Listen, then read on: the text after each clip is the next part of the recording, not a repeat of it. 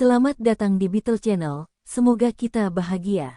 Jangan lupa subscribe, like, komen dan share agar channel ini semakin berkembang. Terima kasih. Novel Kekuasaan dan Kekayaan, Bab 255. Yumeixia menatapnya dan tersipu. Apa yang salah? Anda ingin mengatakan sesuatu? Aku Yumeixia memandang Dong Suebing dengan nada meminta maaf. Bisakah kamu pergi setelah kita tertidur? Aku Qian dan aku takut untuk tidur. Dong Suebing telah melunasi hutang Yumeixia untuknya, memberinya perlindungan, dan menyelamatkannya setelah dia diculik. Secara tidak sadar, dia memperlakukan Dong Suebing sebagai pendukungnya dan merasa aman saat Dong Suebing berada di sampingnya. Dong Suebing menjawab tanpa daya. Baiklah, ayo pergi ke kamarmu. Aku akan menunggu sampai kalian berdua tertidur sebelum aku pergi. Yumeixia mengucapkan terima kasih. Terima kasih. Maaf mengganggu istirahat Anda, aku tidak apa-apa. Yu Qian masih terjaga ketika mereka kembali ke kamar, dan dia menatap ibunya dan Dong Suebing dengan mata besarnya.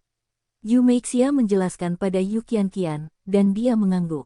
Yu Qian memandang Dong Suebing dengan malu-malu dan pindah ke sisi tempat tidurnya.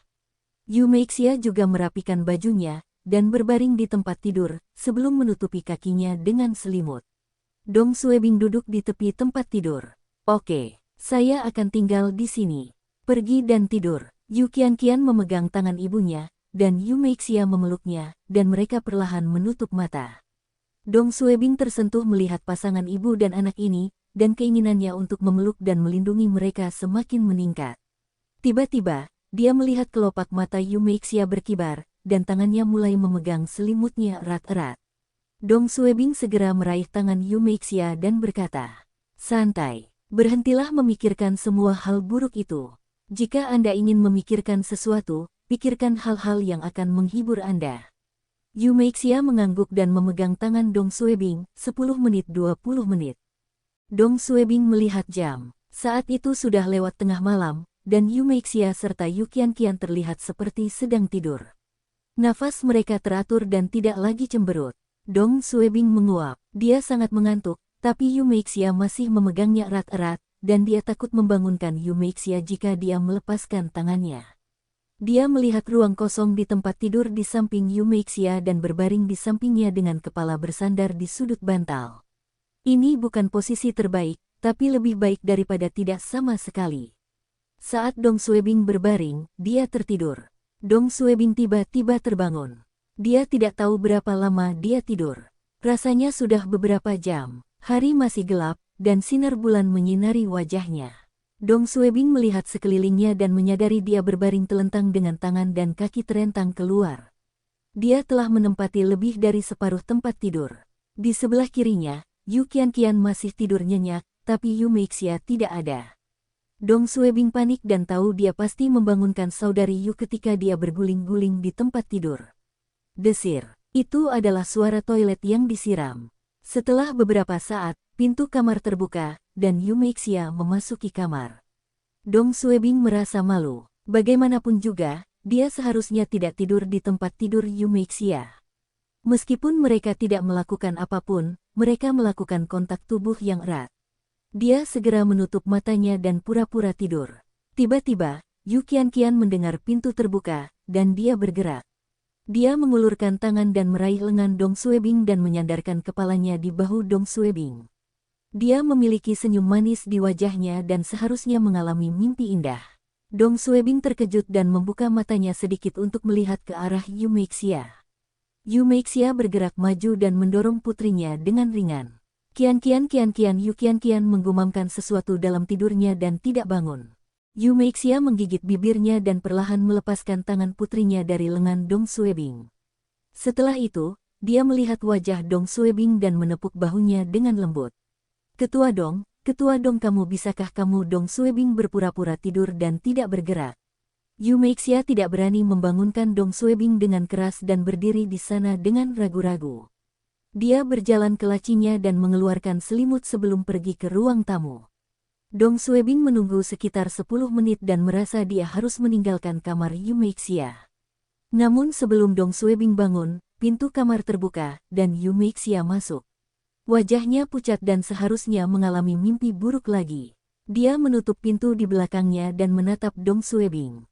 Setelah beberapa saat, dia tersipu dan naik ke tempat tidur dengan lembut untuk berbaring di samping Dong Suebing dan meraih lengannya, karena dia merasa aman dengan cara ini. Jantung Dong Suebing berdebar kencang. Di sebelah kirinya adalah putrinya, dan di sebelah kanannya adalah ibunya. Mereka bertiga sedang tidur di tempat tidur. Dong Suebing kehilangan kendali dan merasakan dirinya memanas. Dia membalikkan tubuhnya sedikit ke arah Yu Meixia, dan tangan kirinya meraih paha Yu Meixia di bawah selimut.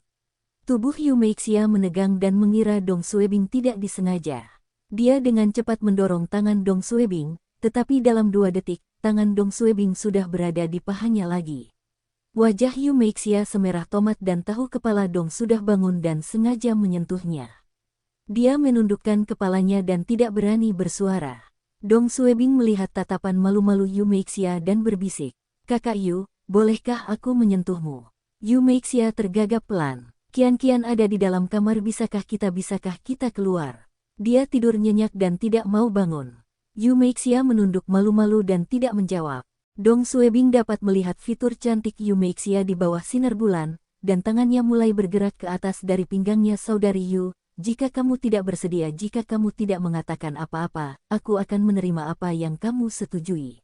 Yu Meixia tidak mengeluarkan suara apapun dan membenamkan wajahnya di bantal. 5 menit 10 menit Dong Suebing sudah cukup menyentuh dan memeluk Yu Meixia dari punggungnya. Dia bertanya, apakah gambaranku di hatimu hancur?" "Tidak." Yu Meixia menggigit bibir bawahnya dan menggelengkan kepalanya. Kamu pria yang baik." Dong Suebing tidak bisa berkata-kata.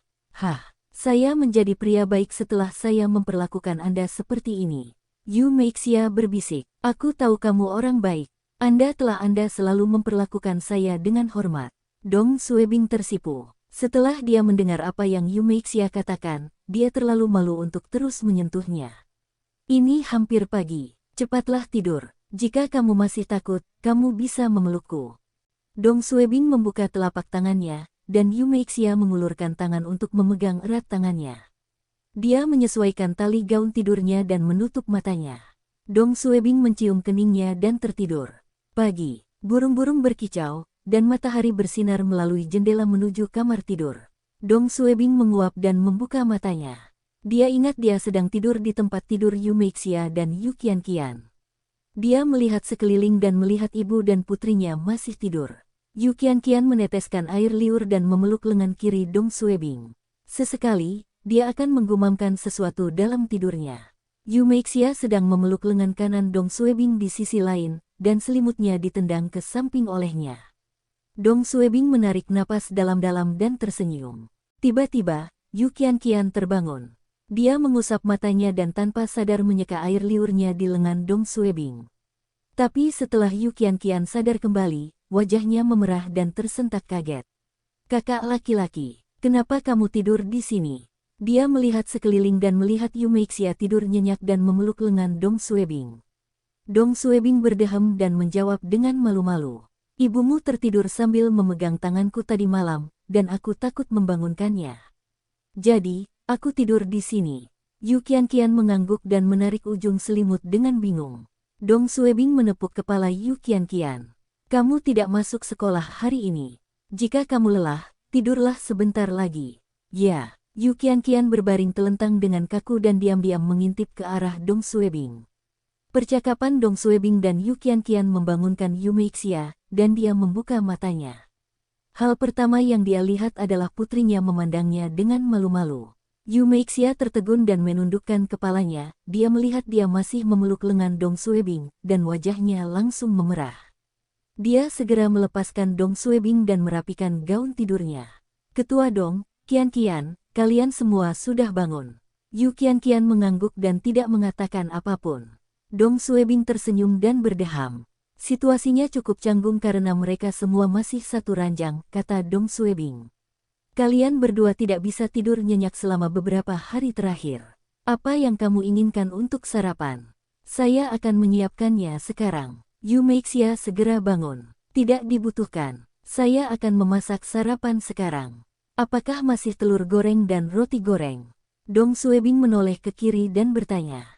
Kian, kamu ingin makan apa? Yu Kian menjawab dengan lembut. Aku ingin makan sosis dan roti panggang. Oke, Anda berdua istirahat lebih lama. Aku akan membiarkan kalian semua mencoba masakanku hari ini.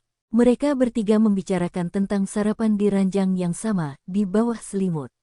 Rasanya seperti sebuah keluarga, dan sudah lama sejak Dong Suebing merasakan perasaan bahagia ini. Dong Suebing menepuk kepala Yu Kian dan membelai rambut Yu Meixia sebelum turun dari selimut untuk menyiapkan sarapan. Pagi, jam 7 pagi. Sarapan lezat yang disiapkan oleh Dong Suebing disajikan di meja makan. Saudari Yu, Kian, keluarlah untuk sarapan.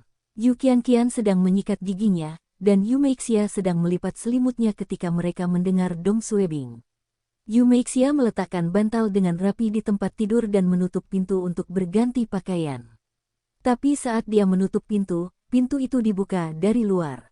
Dong Suebing memandang Yu Meixia dan berkata, "Jangan ganti baju, kamu terlihat seksi memakainya."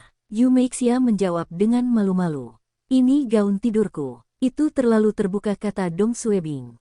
"Pakai saja, aku senang melihatmu di dalamnya." Yu Meixia menggigit bibirnya dan melihat gaunnya. Aku bolehkah aku memakai legging?" Yu Meixia adalah seorang wanita pemalu dan konservatif dan merasa tidak nyaman mengenakan gaun tidur minim di luar kamarnya. Selain tidur, dia tidak akan memakai gaun pendek. Seumur hidupnya, dia tidak pernah mengenakan gaun atau rok di atas lutut. Bahkan di musim panas yang terik, dia tidak mengubah kebiasaannya. Dong Suebing tertawa dan mengangguk. "Beli lebih banyak gaun pendek di masa depan.